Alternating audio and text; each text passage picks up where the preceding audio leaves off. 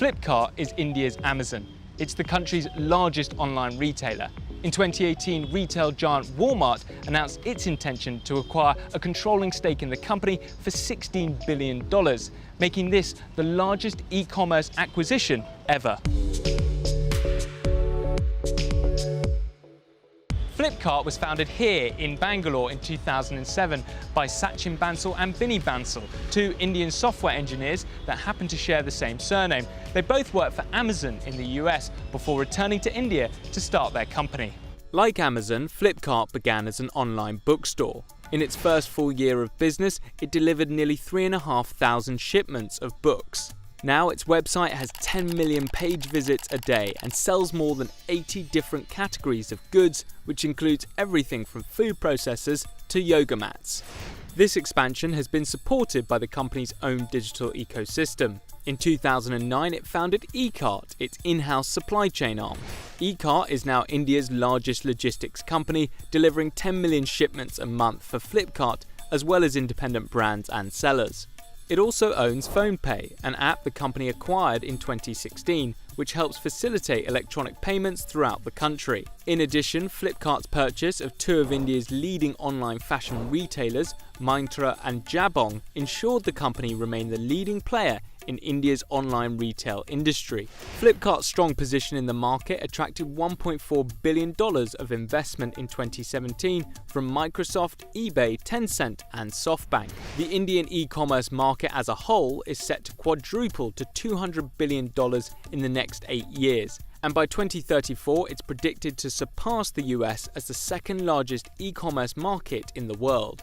The predicted growth in e-commerce has increased competition between the online retailers. Amazon has been taking on Flipkart in its own backyard.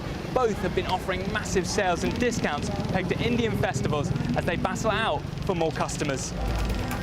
While Amazon's size and profitable cloud computing service allows it to absorb these costs, Flipkart has suffered losses in its struggle to compete. However, the Flipkart group as a whole still has the largest share of the market and remains the e-commerce leader in India.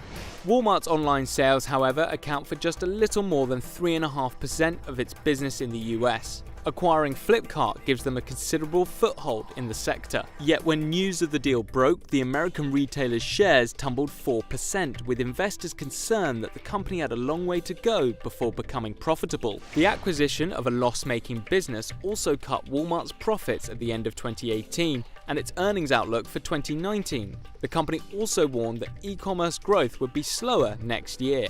For Flipkart, Walmart's investment is seen by many as a major boost to the company's logistical operations. It will also help it move into new areas like online groceries. Water, please. Along with a strong food supply chain, Walmart's financial support will also help Flipkart keep prices low in its battle with Amazon. Several key investors have exited the company, including co-founder Sachin Bansal, and they leave with hefty profits. Venture capital firms Accel and Tiger Global invested when Flipkart was valued at just $50 million. They have now pocketed more than 400 times what they invested and still retain some shares. SoftBank is also a big beneficiary of the deal. Its Vision Fund invested $2.5 billion in 2017, and in just over 12 months, the Japanese company sold its 20% stake for $4 billion. Co-founder Binny Bansal had planned to stay on as the company's chief executive, but resigned after an internal investigation into serious personal misconduct, following an accusation of sexual assault. He still owns 4.2% of the company and remains a director on the board. Amid the controversy, Walmart increased its stake in the $20 billion company from 77% to 81.3%, offering another sign of its support of an online retail market that is still small by global standards. The value and sale of Flipkart to a major corporation like Walmart will likely encourage investors to see India's e-commerce market as an area of growth. Already, the Indian startup Ola is fiercely competing with Uber in the taxi aggregation market, and both have SoftBank as a major shareholder.